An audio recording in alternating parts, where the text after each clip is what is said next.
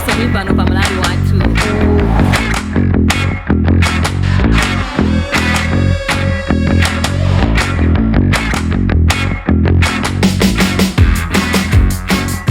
Ajoga balaidi bo kapina kadaliwo ndani ndifuso amene washoka ngati bwino basi poti za zero mafuna mwafunsa kulya iwo ukanga limodzi zimuka choncho chifukwa chani nchifake ndafunsa kuti mesa muli momo kuti kupanga ziganizo kwa kumasiya tili limodzi kumafanda afunse zimenezi. Let me try if I can get him back.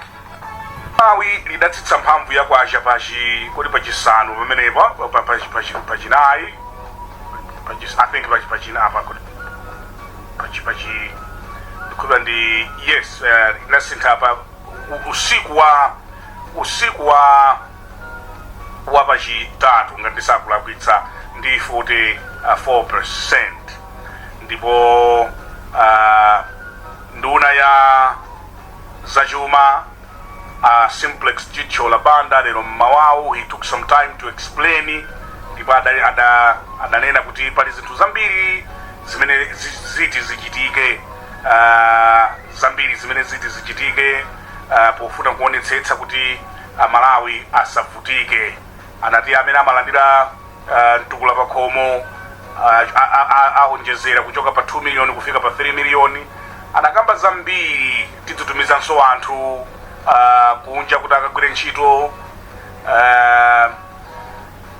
amenenso ali kunja adzitumizira ndalama kuno. Pali zambiri zimene anakamba kuti mafunso awiri amene tikufunsani madzulo ano mwayilandira bwanji nkhani imene yakutsika kwa kwacha, komanso zimene akuyankhula nduna achicholawa zikugwirani mtima.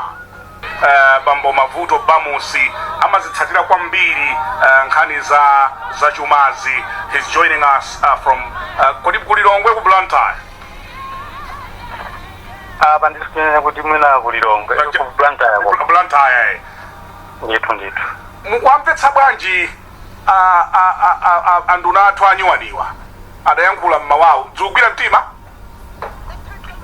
Anduna athu aponya nsewu asemba nsewu ndithu apa tinene zona kuti sizikugwira mtima. Sizinagwire mtima ndi chiyembekezo chimene Amalawi anali nacho atamva kuti alengezedwa kuti anduna ayankhula, Ministry of Finance ayankhula Amalawi amayembekezera ndithu chipulumutso chenicheni chimene chingabwere pokumana ndi chipsinjo chimene Malawi yakumana nacho, because this is an economic crisis. The 44% devaluation tikaphatikiza ndi ma devaluation ena amene chitika kosedwa kompawa akubweresa moto waukulu kwambiri kumoyo wa zachuma kwa Malawi at household level, komanso Malawi ngati dziko makamakalinso kuma industry makampani amene dziko lino likudalirapo zilikonelise masomphenya Malawi 2063. ndiye mmene achitira anduna ndi masomphenya Malawi 2063 kudalira sizikuyanjana pamene akuphonyani nsewu mpati penipeni makamaka specifically. The so-called cushions tikanena kuti mwina mitsamiro imene yanena kuti abwerese chifukwa wodiyo kuti cushion, economic cushion makamaka imabwera at a time when an economy is going through hardship and crisis, and the state wishes to intervene. Boma limalakalaka litabwerapo ndikubweresa mitsamiro yokuti Amalawi aja pamene akugwa chifukwa umakhala kugwa ndithu, ndiye pamene akukafikirapo asakasweke ayi asaphwanyike ayi komano kuti their landing should be softer. Ndiye tikaonetsetsa categorization imene achitira anduna kwambiri zinakhala ngati zodabwitsako choncho chifukwa kubweresanso nkhani ya cyclone Fred. Ndi nkhani yokuti chiyambireni kuyambira mamalichuja timadziwa kale kuti kunachitika vuto la cyclone Fred, ndipo Amalawi mama thousands amene anakhuzidwa ndi cyclone Fred anafunika kale mtsamiro, anafunika ndithu chipulumutso, whether devaluation or not devaluation analimira kale kuti athangatidwe. Ndiye kuyibweresanso nkhani imeneyi mu context ya devaluation pena pake ndi chitonzo ndithu because nkhani imene ikuwa anthu a devaluation kwa abale athu amene anavutika ndi cyclone kukula kwa madzi inena kukhala nkhani yokuti inalipo yachikhalire ndithu. Komanso number 2 kuonjezera apo anduna akukamba za ndalama zimene anthu ena anga malandire kati osaukitsitsa kati matauni muka kuti koma at the same time there is a contradiction pali ngati kutsutsana chifukwa boma lomwelo anduna omwewo akunena kuti dzikoli lili ndi chingongole ndipo chingongolecho chafika pa 10 billion ayenda chepetsa kwambiri koma 10 trillion kwacha. The question is tilikale pakalikiliki pomabweza ngongole yeti boma lomwelo lazichepesera kali ndalama chifukwa cha devaluation imeneyi kodi ndalama inayo yomatenga ndikumapatsa anthu ichokera kuti chifukwa izi tikunena pofunika kusamala nazo chifukwa there is a way of a government promising things to people zokuti silingakwanitse ayi kapena kukwanitsa kwake mongo sankhasankha kuti awo ndi awo ndipo tikuziwa the political economy yakwathu kuno kumalawi imene imayendera zikafika zinthu zogawa kapena zolandiritsa anthu pamakhala tsankho kupyolera mu ndale pamakhala tsankho kupyolera mu zigawo tsankho kuzipembedzo ndi zina zotero. Now ndiye kuti apapa if the Minister of Finance is not careful ndiye kuti akuonjezera moto pa moto unzake moto wake waukulu timati moto wa sulufule kuti ukamba kuyaza kumango yakabe. But there must be a way of turning things around. Pakweza ndithu kupezeka njira yeniyeni and imodzi mwayo Brian komanso amalawi onse amene akumvera apapa is to simply take a radical decision ndikukhala pansi kunena kuti enough is enough. Mujama kwenda kunena president kuti enough is enough ku zinthu zina bwanji panopa sanganeneso kuti enough is enough, let us start to produce. Nthawi yakwana panopa tisayang'aneso mbuyo tiyeni tiyambe kutulusa zinthu zokuti dziko lino lizikagulisa ku misika yakunja lizikagulisa kwina ndi kwina chifukwa pamenepo ndi pamene dziko lino lasakamira chuma cha dziko lino sichikuyenda chifukwa kuti chilibe katundu. Ndiye muja anthuso ambiri akhala kunenera kuti kupanga devaluation pamene iniyo mulibe katundu ndikuzipasa nokhala chitonzo chifukwa you devalue chifukwa kuti muli ndi katundu oti mukagulise kunja. Now today kuti ndi katundu uti amene tingaloze kuti tikagulisa kunja chifukwa tikakamba za tobacco foja ndi uja panopa ma earnings yake akumakhala otsika kwambiri. Ndalama ya tobacco imene tinapeza chaka chinochi ku auction floors ndiyomvetsa chisoni yochepa kwambiri chifukwa inangotha masiku 34. According to Reserve Bank of Malawi akatswiri aku banki lalikulu anawerengesera 8 kuti ayi ndalama imene ija madollars amene anangoti tinangoenda nawo masiku 34 atha. Yet we have import bills, tipeze mafuta galimoto, tipeze mankhwala, tipeze fertilizer, ndipo panopa tili mu lean season miezi ya October, November, December, January, February. Kumalawi kuna machero kuti lean season kapena kuti nthawi ya zinthu zochepa imene soti mafuna forex yambiri kugulagula zinthu zimene zizi. Ndiye tikaphatikiza nkhani yonse kuyika pamodzi ndi ma measures amene honorable simplex tichola alengeza liroli ndikuona kuti ma measures amenewa sangatipititse patali chifukwa kuti ndalama yo dziko lilibe devaluation yakokola kale zambiri and there should be a better way of rescuing this country pakuti papezeke njira yokhazikika yopulumutsa dziko lino ndipo njira imeneyo ndiye kutulutsa katundu in the agriculture sector mbali ya tourism mining. I thought nimayembekezera kuti ma measures kapena njira zimene akanatulusa anduna ndi zimene zo the best cushion that can be given to a struggling economy to struggling people is to assure them kuti tsopano tiyamba kuyang'ana chisogolo tiyamba kutulusa katundu chifukwa katundu amene ujereka kagulitsa ndi amene angabwerezere ndalama za anthu kumatumba chifukwa ndalama m'matumba mwa anthu zachokamo. Munthu amene anali ndi 44,000 kwacha panopa chimodzimodzi kunena kuti alibenso ndalama.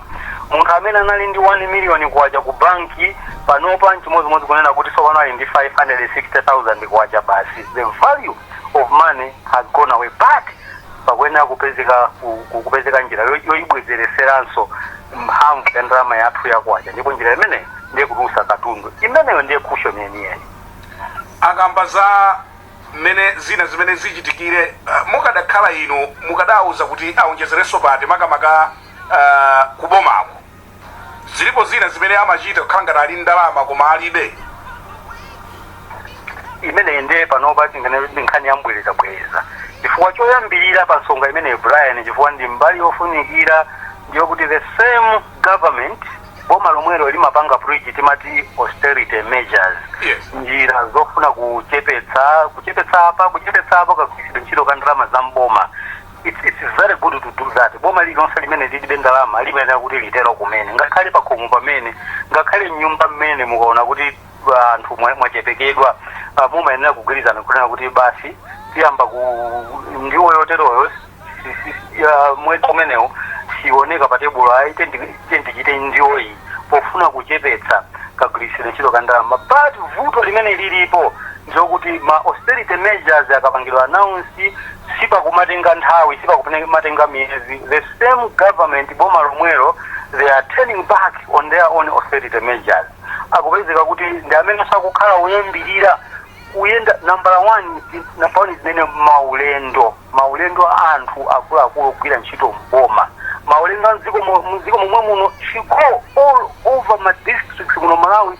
You're going to meet magamoto ma MG, magamoto akuluakulu, ma fuel guzzlers okutha mafuta kwambiri, komanso akuluakulu kwina kumalengeza kuti ino ana inogwira ntchito m'maofisi a mboma musaende, mukafuna kuyenda muzatenga permission kwa ife kuno ku OPC.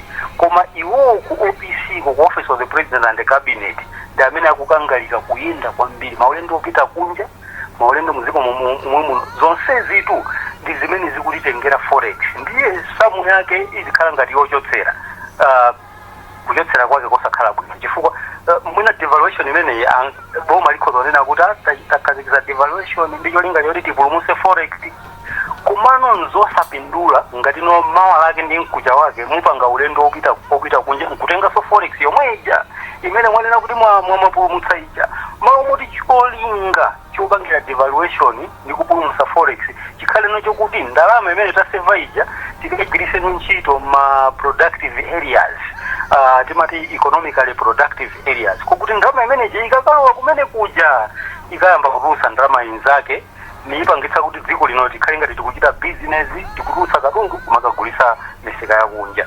Ndiye chachiwiri ndi corruption, mchitidwe wa ziphuphu. Brian Banda, mchitidwe wa ziphuphu ngati sitisamala dziko lino we are digging ourselves under, tikuzikumbira dzenje chifukwa chokuti azisogoleri adziko asogoleri kuboma ngakhale mipingo amene koma makamaka asogoleri andale akumati lero akutsutsana nayo corruption, kumwewo ali katikati muchita corruption, kugawana ma contract, mwina kupasana pachibale okhaokha, odziwana now to the extent kuti anti-corruption bureau pena pake ndikuona ngati yangofika pongo kweza manja mwamba kuti basi ife zatilaka mene amachitira muja poyamba director general anti-corruption bureau mai masachizuma mugwizana nani kuti ndiloli simmene sakupangira khala ngati adafoka, koma adafoka chifukwa chani? Chifukwa chokuti mamumuzana kubomako akukhala ngati kuti system ija adayipanganirana kunenano kuti tiyeni imene system ya anti-corruption tigonjetse ife tizipanga zathuzi.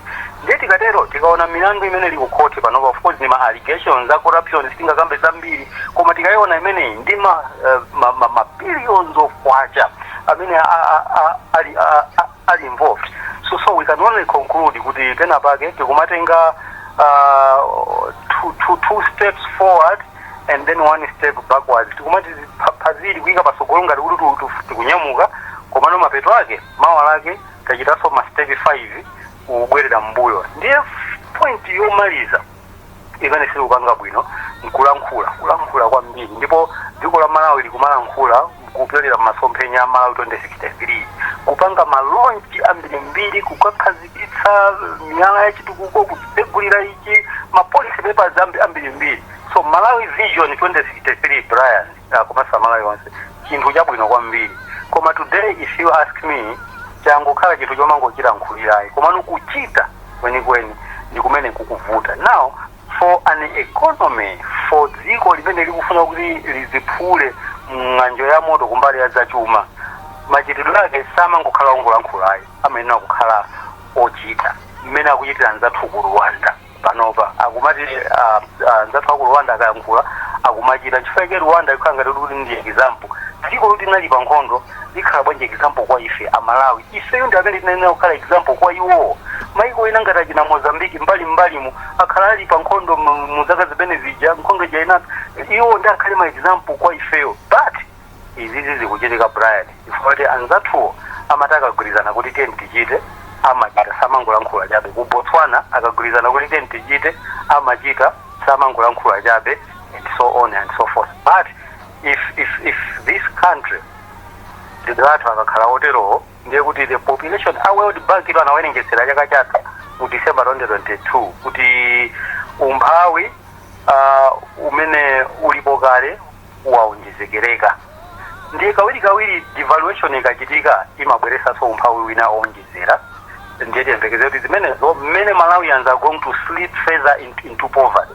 Yeti cholinga cha boma chikuyenera kukhala to ensure that many people graduate out of poverty. Chizungu chake chimakhala chotero, to graduate out of poverty. But ndi devaluation mpovuta kupanga graduate out of poverty, komanso inequality kusiyana ndeti pakati pa olemera ndi osauka. Chimenecho ndi chomwenso devaluation imachita.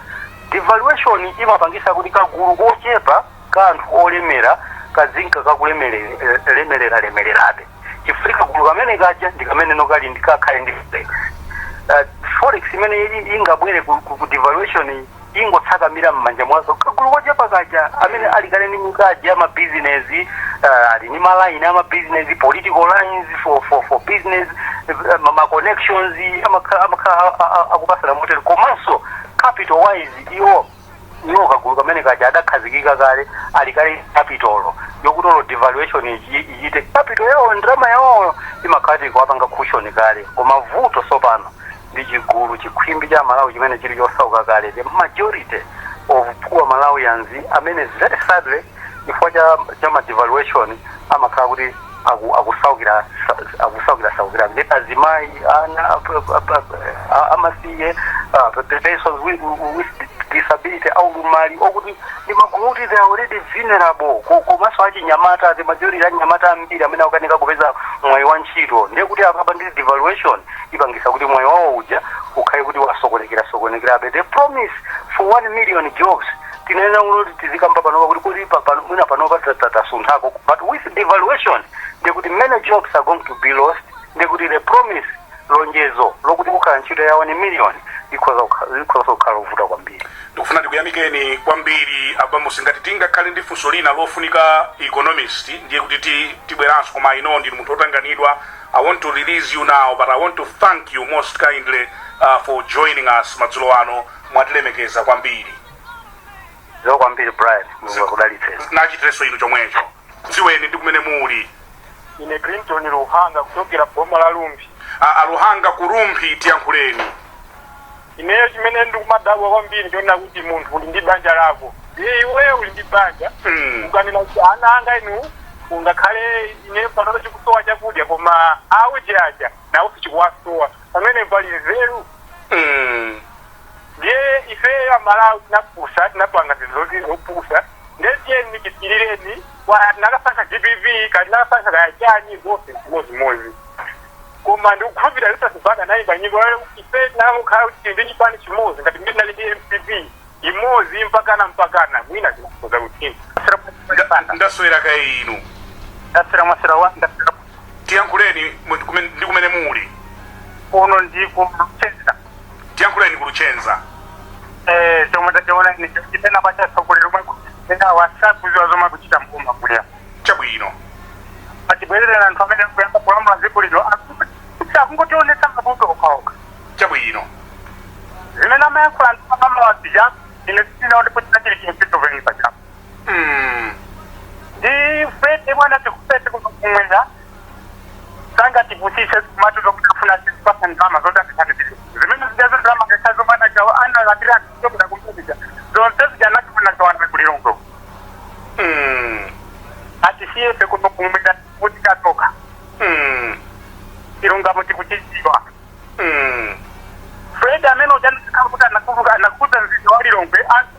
mtongwata wathandiza ananga sizimeze nyasika mbwera chifukwa chake anapanga tikambetita akwatiyenga wabavutika. Hello. tikudziweni ndi kumene muli chidzulo chino. Yeah, agent kuchokera ku USA flyer. Kodi mulipo? Tilipo bomba basa kulisunga chauta. Chabwino. Ndithu. Mukuzimvetsa bwanji nkhanizi? Yeah, blind. Yambe ndikuti devaluation is not a solution. See solution.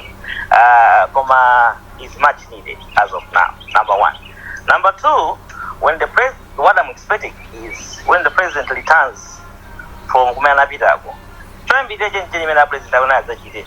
Ndikuona azacho sinchito anduna amene azali ali za finance. Chifukwa chonena kuti we need somebody who worked in international organizations like IMF, World Bank. That person will help us because you understand it different the way he understands it. Brian, this minister is not going to give any policy direction that will help. Bingu did it with Honorable Minister Zimwa Usemutendere Akudo Ogondo. It worked. Joyce Banja, Anna Gria Nankwezalamba. It worked. Anna Zaringa Gakala, Reserve Bank Governor Chuga Kuno. It worked. So what we need to get first thing is get somebody who got experience, who understands. Because the devaluation which is open for boy. The Kali Suma Iguena, the Kali America, the Kali UK, Zinthu Zasokonekera. So you need to get somebody who understands international monetary policies. So the first thing is he's supposed to get fired. That's way the plan. The bank is a woody, Agamanina. Because these people they just say, and then cut down my government expenses. My government expenses, and then I just think about I just think that my phone. We have been even saying Kuli State House. I need my number back on 8. I mean our president. We need to cut down these government expenses. Not just preaching it. Nimembe keza kule roho parliament apungwa atakunwa nankuma namvera nkati mwasabatabu amagamba zanzeru but amagamba zonena kuti amadanda ukula zoti izinsakwera aminda abangati parao divide. But I thought when you go to parliament today you'll be able to suspend a question time and say well this is the things that is an agency that as a country we need to deal with it. Tend to send my benefits I made now 1 minister that Tibangi give up my benefits I made now at the opposition. Tibangi give up my benefits I made now at the members of parliament.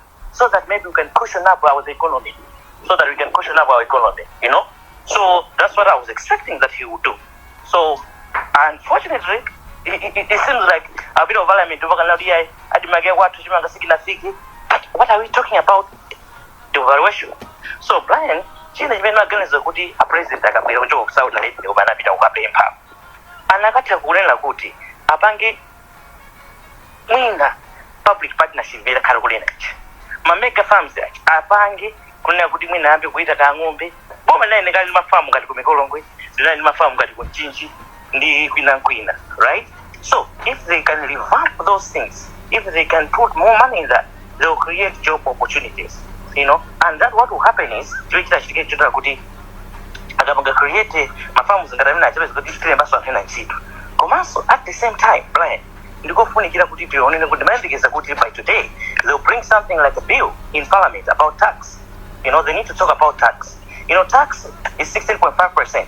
Why can't they take taxes up to let's say 10%? Where if they cut government expenses and then they take down the tax the percentage of the tax, what will happen is not because there's a tax cover, right? But these people, they're not worried because they're still getting the benefits. The MPs, the ministers, they're still getting what they were getting. So what are we talking about? Taxes. So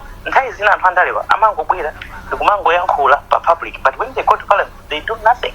So it's not the blame to the president only, but even if the opposition leader, even if the members of parliament, because it seems like the members of parliament, they don't even understand devaluation. Because if they had to understand that, I was expecting that in today parliament they could have been discussing those things, you know. So Brian, remember because last week president because of Sudan, Brian, I was reading, right? I was to Saudi Arabia. Amafuna mbuzi zose za ku Malawi tata zipali rolo sizingawani kwanga supply nyama ya Sudan. So why going there begging for help, yonena kuti athandize thandizo instead of unati okay kapanga negotiate a market deal that we're going to sell something, right? Kuno kuli program amati ya Goa whereby Africans, Malawians amaloledwa kuti atumize zinthu zokwana pafupi 1.5 billion. But what we see them, they're coming to UNGA kuzami pandalama. Instead of coming to UNGA, negotiate the business deal. Why do we have our embassies here? Our embassies are kuno kumuta thandizire kuyangana misikezi nukazene. It's just tindi gap plan ya 1.5 billion US dollars that we can use. So what you are saying, the problem is nina kuda president afunga kabwe so yambirira katika office mwao. I worry about the next elections. Organize pameza fika pa plan pofunga kuti alamule. Takhala tukumva za mamayi. Kodi when Malawians azapange benefit kwa maina milaka kulekeza. Kodi a president osangopeleka order kwa nduna bwanji ona ku Ibrahim kuti mundu batse feedback within 1 month. Mundu uze ndrama zingati netupaka through migodi yake. Ndrama zingati mene tinga pange. Because in that way we're going to generate a forex. So as in conclusion plan, first thing, cut government expenses. Tichebetse my expenses aboma. It's time to remove all the benefits. It's time to stop using the very expensive cars. The president, this time plan, alamule. No discussion. At this point, where the country is going, the president must make his stand. He must forget about the next election. If that akapanga zinthu plan, zithandiza kunena kuti mina zinthu zisinda. But otherwise, amina kulipira tax, amina kuti kwambiri ni munthu amene ali kwathu kubalaka, amene ali kuchinji, amene ali kukaronga. Apart from these people that they're working in the government system, they're working in the big organizations, ndokunena pano school fees anawo alipirira kale, ma benefits amene apeza ku school. Can we cut down that? Mwajimali is a plan. China chima investa kisoni. Why MPC is still funded? Times can do without funding from the MPC, I mean from the government, they make us business. Zodiac can do. MPC. We are buying vehicles for MPC Director General. For what? Taxpayers' money? MPC can afford to do that. Why can't we just... It's time blind to let other organizations start running as a profit organizations. Not necessarily good department Ministry of Mines, fund, but they can produce money. We have got Madeko, Department of Fisheries. We are known as one of the countries in the lake. I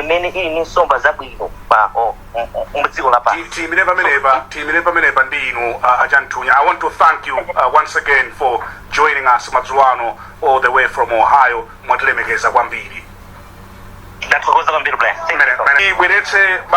The Honorable Felix Njawala, amene ndi mneneri wa chipani cha UTM. Bambo Njawala, muli bwanji madzulo ano? Ndiri bwino Mr. Brian Kaimyo. Tili bwino. Kodi inuyo a UTM ndiye muli bwanji pa zimene zikuchitikasi? Mene enanso ayankhulira. Nkhani ndi nkhani imene aliyense ikumukhudza. Chifukwa mavuto amene alipowa akukhudza Malawi na aliyense. Ndiye ndi mmeneno wina aliyense akuyankhulira kuti awawa ndi mavuto akulu kwambiri, polingaliranso kunena kuti tangochoka ku mavuto enanso amene anatikhudza kwambiri, anamondo amene anachitika anakhudza anthu ambiri, miyoyo yambiri yakhala yokhudzidwa, ena alibe pokhala, ena katundu wawo anawonongeka. Panopo ndi mmeneno yafikanso mavuto awo azachuma. Ndi nkhani yomvetsa chisoni, komanso ndi nkhani imene ikufunika ndithu kuti iyang'anidwe kwambiri. So ngati chipani nafenso tikuona kunena kuti nkhani iyi ndi nkhani yayikulu yofunika kuti iyang'anidwe mofatsirira, komanso iyang'anidwe ndithu mwachangu, kuti pakhale mfundo zazikulu kwambiri zoti zithandize kuchepetsa chipsinjo kapena mavuto amene mdziko muno anthu akukumana nawo kapena atakumane nawo chifukwa cha devaluation imeneyi.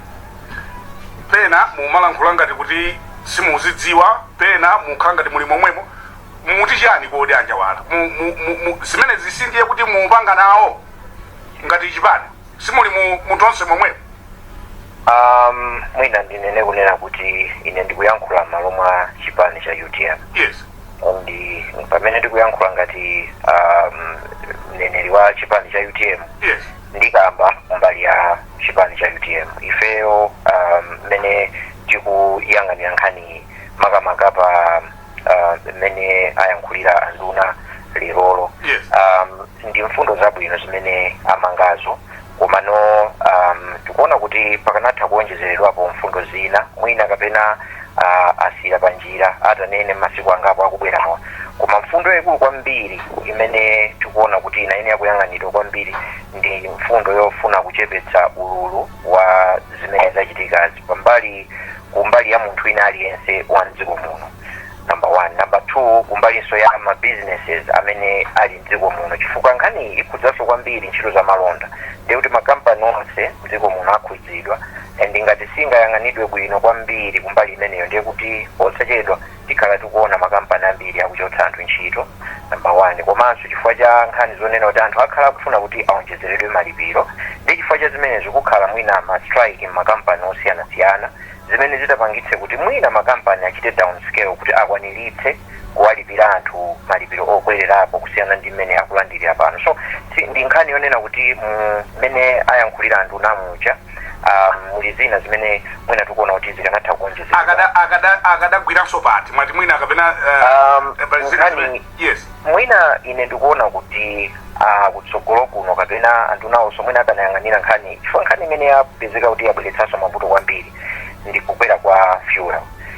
Fuel sitipanga ku Malawi kuno timachita import, ndizoonadi mtengo wake ukuyenera kuti ukwere, koma ndikuona ngati mumafutamu muli zinthu zina zomwe timaziyang'ana ndife tomwe, monga muli mmene muja timati maleve osiyanasiyana, muli Malawi Bureau of Standards leve, muli road leve, mumakhala energy regulatory leve, zinthu zonena kuti ifeyo tinazo control zimenezozo.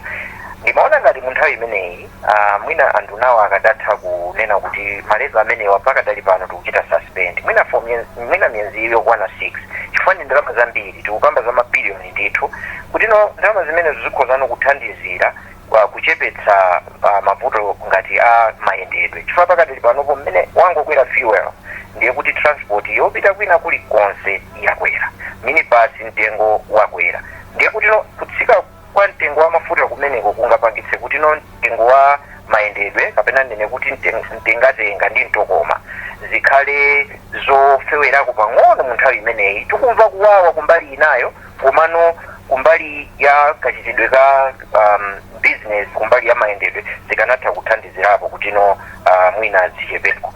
Komanso ndimaona kuti mwina kapena zimene zoalengeza president akabwera, ndikuona kuti pali zinthu zina zofunika panopo chifatiri pa chipsinjo mwachitsanzo foreign travel. Nthawi zambiri nduna zathu zimakhala kuti zapita ku maulendo kukachita attend ma conference osiyanasiyana, kukachita attend ma meeting osiyanasiyana, ndi ntchito zofunikira kwambiri, komano mwina mu nthawi imeneyi ndimaona kuti anthu nathu ayang'anepo pa nkhani imeneyi kwambiri. Ndikukhulupirira kuti timachepetsa mayendedwe amenewa tiseva foreign currency ambiri, number 1, komanso tiseva ngakhale ndalama zathu zambiri zokuti zikhozano kupita kukathandizira kuchepetsa mavuto ena amene alipo. Ndiyeno ineyo mwina tinganene kuti ngati chipani tikhoza kunena kuti pali zinthu zina zimene zikufunika kuti ziwonjezeredwe ndondomeko zoti zichepetse mavuto amene anthu atakumane nawo kapena akukumana nawo chifukwa cha kugwa kwa ndalama yathu yakwacha. Ndi vuto lalikulu kwambiri Brian, and tikuyenera timange malamba, ndi malambawo siwoti amange Amalawi okha, komanso ngakhale anthu amene ali mboma akuyeneranso kumanga malamba ndithu apapa sinthawi inuyo amene muli mbomanu. Ndikati ine ndikukamba za executive apapa sindikukamba za zipani zimene zili mu alliance kapena zimene zili boma, koma ndikukamba za executive arm of government imeneno imatsogozedwa ndi president. Ndiye kuti apapa mmene tikutanthauza kunena kuti ngakhale a president amene ndikukhulupirira kuti akabwera ku ulendo kumene abwera anena kunena kuti maulendo opita kunja achepetsedwa kapena maulendo ena onse amene aliwo kuti akhuza kupangidwa pali ma meeting ena akhuza kupangidwa pa internet. Panopo kuli technology, tikhoza kugwiritsa ntchito kwambiri technology mu nthawi imene tili pa mavuto kuti chifukwa aliyense akayenda ndi unayikachoka ku Malawi kuno kupita kukachita attend meeting kwina kulikonse simapita ulere, pamakhala ndithu ndalama zimene boma likugwiritsa ntchito kumbali yogula matiketi komanso ma allowance amene azikagwiritsa ntchito akapita kumeneko. Zimene zizi titati tachepetsa ndithu mwa mtima onse kuti president anena kuti izizi kuyambira lero zikhala motere ndiye kuti zithandiza kuchepetsa ndalama zoonongeka zambiri because devaluation itu mwina ndikanyama kamene anthu akwena akamvetsetse kabwera mwa mtundu wanji kabwera chifukwa chonena kuti taononga ndalama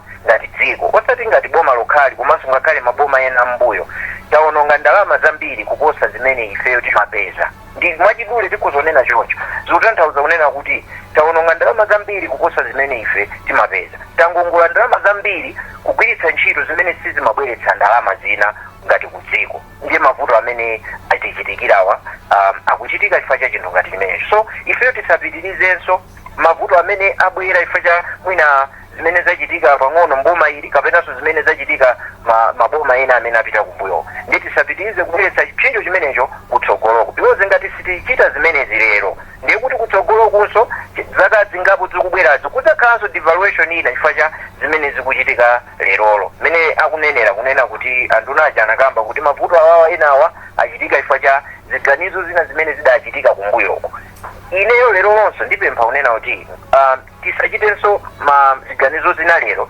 zimenenso zitapangitse kutsogoloko ana atunso adzakhalenso ndi mavuto ngati awa ndi nthawi inoyo yokuti tikonze tiphunzire zimene ena anachita kapena zimene zina zachitika zomwe sizinakhale zoyenerera zikonzedwe zimene zija kuti tsopano kutsogoloko mavuto ngati amenewa akhoza kupewedwa ndiye ineyo mwina mwachidule ngati chipani tikuona unena kuti andunawo awonjezerepo mfundo zimenezi amati ma-austerity measures akhalidi ndithu amtima onse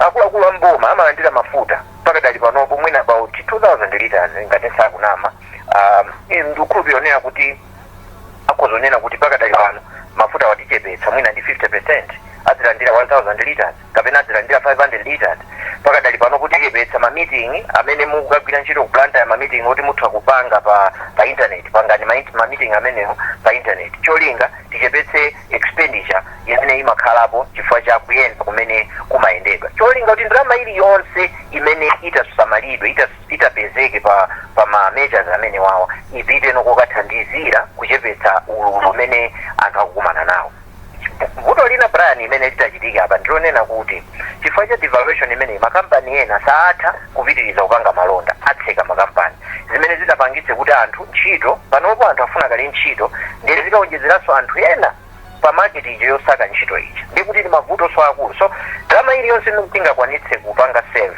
imeneyoyo ithandizire kunena kuti makampani athu asagwe pakhale ndondomeko zokuti makampani asagwe ndifuna kuti ndipempha anduna kuti nkhani imene yayang'ane kwambiri because ngati pali chipsinjo chachikulu mdziko muno ndiko kusowa kwa ntchito nawo ngati makampani amene alipowa ochipa omwewa angatseke chifukwa cha economic environment kapena kuti zotsatira mwina za devaluation imene yachitika ndiye kuti tikhala ndi chipsinjo chachikulu kwambiri kutsogoloko chimene chikhoza kupangitsano kuti anthu osowa ntchito achulukebe kuposanso mmene achulukira pakadali panopo ngani imeneyi ikukhudza wina aliyense mmene ndanenera ndikufuna unfortunately nthawi yatithera but I want to thank you again bambo Njawala kuti munapeza mpato tikhoza kulankhulani komanso kuti mutilankhule madzulo ano pa nkhani yofunika kwambiri imeneyi ndathokoza kwambiri zikomo kwambiri ine ndifuna ndifunso lwa Njawalawo achokapo palaini ipo kapena akadalipo ndinali ndifunso amene wachoka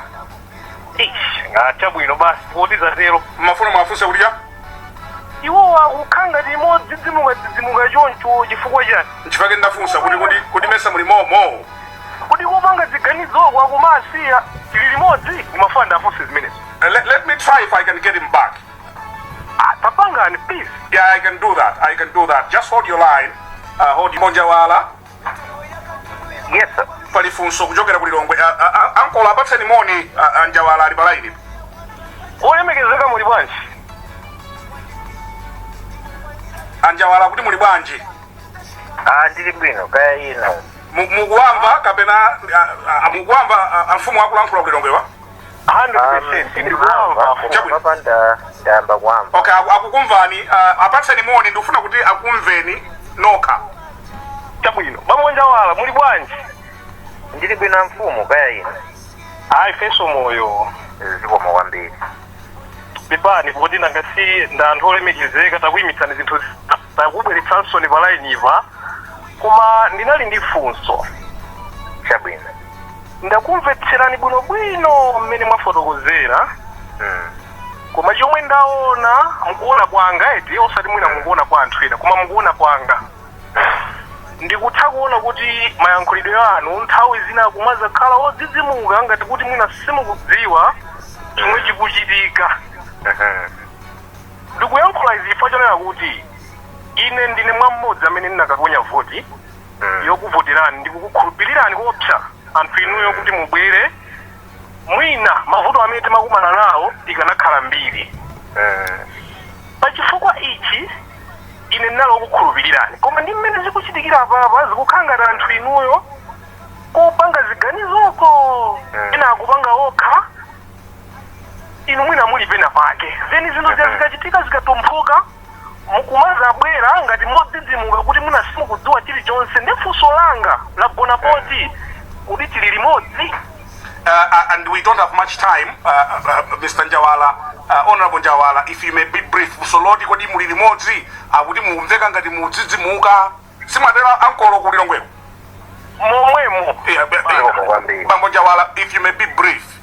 ndathokoza kwambiri chifukwa cha funso limenelo ineyo mmene tikuyankhula pano tikuyankhula malo mwa chipani cha UTM mmene ndanenera and zikanakhala kuti ndinali nawo popanga ziganizo kapena tinali nawo popanga ziganizo sindikanabwera pano kumayankhula izi so ndikukhulupirira kuti inuyo ndithumwa mukudziwa kuti ngati tikuyankhula izi nafenso tikufunitsitsa kuti ziganizozi mwina zikamapangidwa chonchi zizitha kukhala ziganizo ngati zimene tikuganiza ifezi mukudziwa kuti UTM ndi MCP patenga nthawi yayitali kwambiri osakumana osakhala pamodzi kukambirana so mpata ngati umenewu mene anatiimbira Mr. Brian tinaona kuti pofunika ndithu tipereke maganizo athu kuti mwina anthu akakhala pansi akhuzano kuganizira kuti kodi zomwe angaonjezere pa ziganizo zina zimene apanga ndizotani ndithu mfundo zimene tikupereka kuchokera pasi pa so powayankha kulilongwewa simuyendera limodzi